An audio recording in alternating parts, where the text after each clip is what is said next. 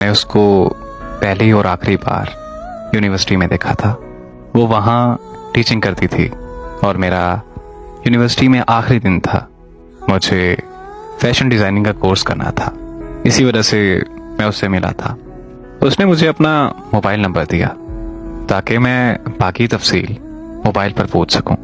मैंने घर आकर उससे रब्ता किया तो उसने बहुत अच्छे तरीके से बात की।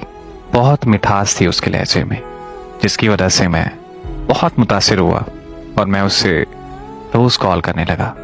मैंने जब भी उसे कॉल की तो उसने मेरी कॉल को कभी इग्नोर नहीं किया, बल्कि उसने मुझसे बड़े अच्छे तरीके से बात की। और फिर वक्त गुजरने के साथ साथ हम दिन रात एक दूसरे से बातें करने लगे।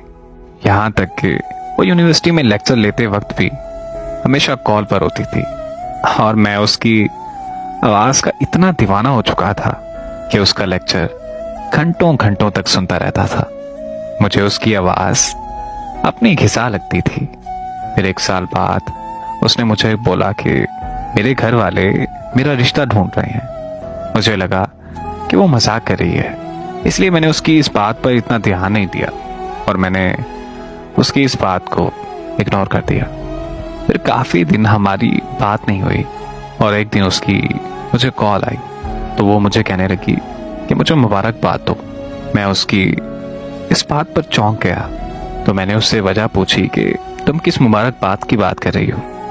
उसने कहा कि मेरा निकाह हो गया है।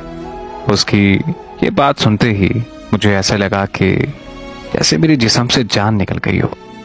मैंने उससे कहा कि तुम्हें पता भी है कि मैं तुमसे कितनी मोहब्बत करता हूँ, फिर भी तुमने मुझे छोड़कर किसी और से निकाह कर लिया। तो उसने मुझे कहा कि तुमने मुझे कभी शादी का नहीं बोला कि मैं तुमसे शादी करना चाहता हूँ। मुझे लगा कि शायद तुम मुझे दोस्त समझते हो और मैं एक अच्छा दोस्त समझकर ही तुमसे बात किया करती थी। ऐसी बात नहीं है कि मुझे तुमसे मोहब्बत नहीं थी, मुझे तुमसे बेशुमार मोहब्बत थी, लेकिन मैं डरती थी कि अगर मैंने अपनी मोहब्बत का इजहार कर दिया तो तुम नाराज हो जाओगे और वैसे भी तुम अमीर बाप के बेटे हो और मुझे लगा कि तुम मुझसे शादी नहीं करोगे। इसीलिए जहां मेरे घर वालों ने बोला मैंने वहां हाँ कर दी। मैंने उसकी बहुत मिन्नतें की कि वो निकाह तोड़कर मुझसे शादी कर ले, लेकिन वो किसी सूरत नहीं मानी। फिर यूं हुआ कि वो मुझे हमेशा के लिए छोड़कर चली गई। उसकी जुदाई ने मुझे पागल कर दिया है।